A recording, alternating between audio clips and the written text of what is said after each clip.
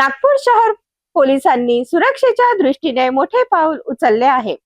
शहरातील तलाव आणि गजबजलेल्या मार्केट परिसरात आता अत्याधुनिक सेगवे बॅलेन्सिंग स्कूटरवरून पोलीस पेट्रोलिंग करणार आहेत. नागपूर शहर पोलीस आयुक्तालयात आयोजित पत्रकार परिषदेत ही महत्त्वाची माहिती देण्यात आली आहे. पोलीस आयुक्त डॉक्टर रवींद्र कुमार सिंगल, मनपा आयुक्त विपिन इटनकर, सहपोलीस आयुक्त नवीनचंद्र रेड्डी आणि अप्पर पोलीस आयुक्त राजेंद्र दाभाडे यांच्या मार्गदर्शनाखाली हा उपक्रम राबविण्यात आला आहे. मिहान इंडिया लिमिटेड आणि नागपूर प्राधिकरण यांच्या सौजन्याने नागपूर शहर पोलीस आयुक्तालयाला एकूण 5 सेगवे बॅलेन्सिंग स्कूटर उपलब्ध करून देण्यात आले आहेत.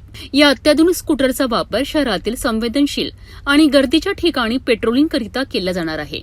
सोनेगाव तलाव परिसर, अंबाझरी फुटाळा तलाव परिसर, सीताबर्डी मार्केट, सक्करदरा ताजबाग परिसर आणि तहसील इतवारी मार्केट परिसरात या स्कूटरवरून पोलीस गस्त घालणार आहेत. याकरिता नियुक्त करण्यात आलेल्या पोलीस कर्मचाऱ्यांना विशेष प्रशिक्षणही देण्यात आले आहेत. सेगवेवरून पेट्रोलिंग करताना अनाउन्समेंटद्वारे गर्दी नियंत्रणात ठेवण्याचा प्रयत्न केला जाणार आहे. तसेच घरफोडी, चोरी आणि महिलांसंबंधित गुन्ह्यांवर नियंत्रण ठेवण्यासाठी या तंत्रज्ञानाचा मोठा उपयोग होणार आहे.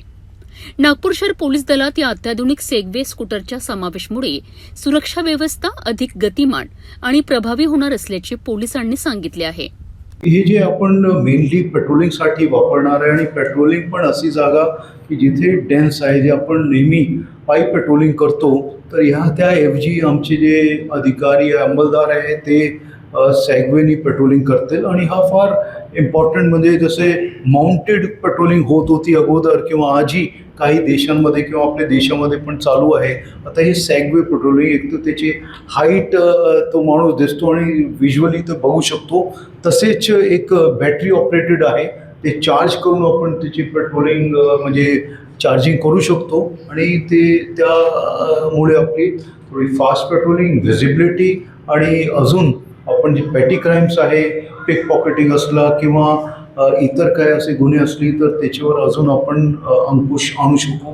त्या दृष्टिकोनातून आपण हे आज सुरू करतो आणि आपल्या समोर आम्ही हे बोलवलेले आहेत. आज बेसिकली आमच्या हे होता की आम्हाला पेट्रोलिंग डेन्स एरियाजमध्ये पेट्रोलिंग, एक तलाव एरिया आहे, बर्डी मार्केट झोन्स आहे, तिथे डेन्स एरियामध्ये पेट्रोलिंगसाठी आम्हाला काही स्पेसिफिक वाहन पाहिजे होता.